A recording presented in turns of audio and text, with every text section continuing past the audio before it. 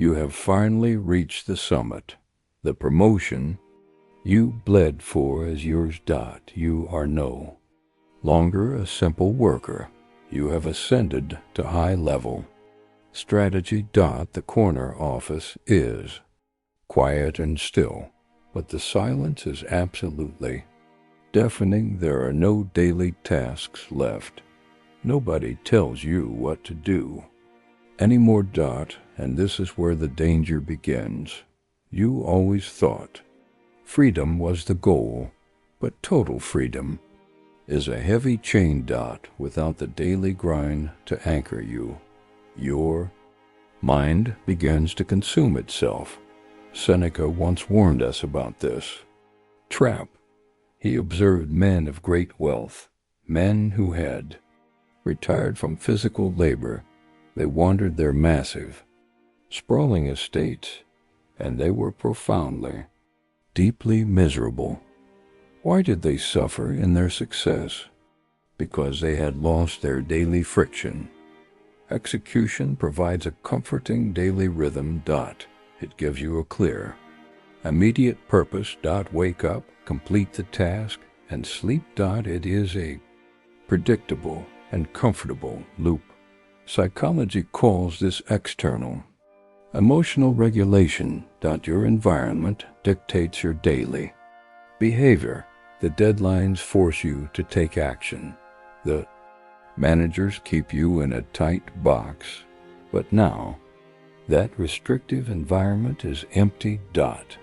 You are staring at a blank calendar. You are expected to generate massive value. Not by doing, but purely by thinking. And pure thinking is a terrifying prospect. When you remove the daily blinding noise, you must face the absolute crushing quiet. Many great leaders break in this space. They cannot handle the lack of direction. So they regress to comfortable, mindless busy work. They steal mundane tasks from their team. Just to feel useful and productive. Again, they become toxic micromanagers out of fear, because checking a small box feels good. It releases a cheap hit of dopamine. The brain craves that instant, small reward. But high-level strategy offers no instant rewards. A strategic move takes months to unfold. It requires immense patience and cold calculation. Can you survive the agony of waiting? Can you sit still while seeds grow? Most people simply cannot endure the stillness. They sabotage their own grand master strategy. They trade long-term empire for short-term relief. Do not fall into this psychological trap. You must rewire how you perceive accomplishment. Epictetus taught us the brutal nature of control. He said we only truly controlled choices when you were a pure, ground-level executor. Your time was tightly controlled by others. Now, your time is entirely your own. This creates a very dangerous cognitive illusion, the illusion of infinite and boundless time. You wake up and think. You have all day. There is no immediate fire to extinguish. So you spend hours on minor details. Or worse, you do absolutely nothing at all. You fall into a state of decision fatigue. Every single hour requires a conscious choice. What should I focus on right now? This question alone drains your mental energy. Without a rigid structure, you will drift. You will become reactive instead of proactive. You will answer emails all day long. You will attend pointless, draining corporate meetings. You will disguise mere motion as progress.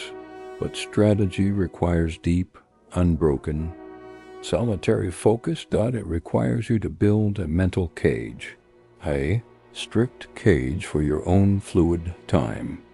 You must become your own ruthless tyrant. You must impose artificial, unbreakable daily deadlines. You must schedule your deep thinking sessions. If you leave your daily schedule open, the void will inevitably consume it all. Your mind craves the path of least resistance. It will choose idle scrolling over planning. It will choose familiar comfort over vision. You must fight your own biological wiring. Create a schedule that dictates your thinking.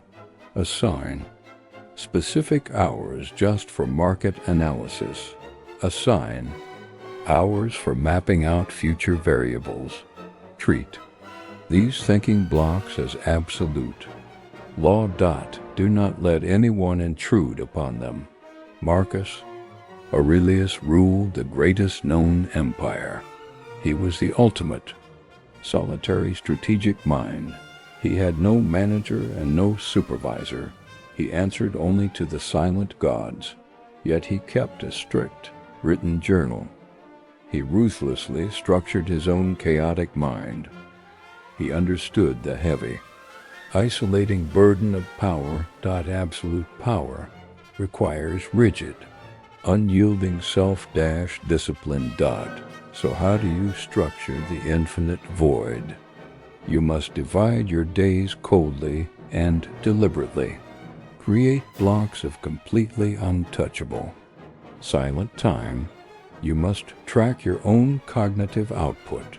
Execution produces visible, tangible daily physical widgets. Strategy produces invisible, complex, long-term operational systems. You need to write your profound thoughts down. Document your bold hypotheses and quiet fears. Map out the shifting variables of your industry. If you do not materialize your abstract thoughts, they will simply evaporate into endless anxiety. You must also master the art of delegation. True delegation is an act of ultimate trust. You are no longer the frontline hero. You are the silent architect of new heroes. Let go of the small daily victories. You must sacrifice the immediate, cheap reward for the massive, delayed, and permanent triumph. This rewires your brain's primal reward system. You must learn to deeply enjoy the puzzle. You cannot just crave the final missing piece. This is the true mindset of an emperor. An emperor does not swing the sword himself. An emperor directs the entire bloody war. You must let your ego dissolve completely. Your worth is no longer in your sweat. Your worth is in your absolute cold clarity. The transition to pure strategy is incredibly lonely. Execution is very often a loud team sport. You sweat together in the muddy trenches, but strategy happens in cold, brutal isolation. You are elevated far above the working team. This distance is functionally and mathematically necessary, but psychologically, it is a brutal transition. You will feel entirely disconnected from the ground. You will doubt your own intrinsic value. Shadow of imposter syndrome will creep in. You will ask yourself in the dark, am I actually doing anything of real value? This is a very common psychological trap. The brain associates physical fatigue with honest work. If you are not tired, you feel lazy. But strategic fatigue is a different kind of pain. It is a silent central nervous system drain. You must radically redefine what work actually means. Work is now making 3 very good decisions. 3 decisions that save $1 million. Or 3 decisions that save a year of time. That is your new ultimate metric for success. Do not measure your worth in logged hours. Measure your worth in massive, undeniable leverage. To survive this creeping isolation, seek worthy peers. Find others who navigate the exact same void. Exchange the secret maps you have carefully drawn. Stoicism is not about suffering in absolute silence. It is about maintaining pure, objective clarity. See your new elevated role for what it is, a necessary evolution of your human capacity. You are the brain, no longer the muscle. The muscle twitches, but the brain quietly commands. Accept the heavy crown you have, rightfully earned. Stop looking for tasks to keep you busy.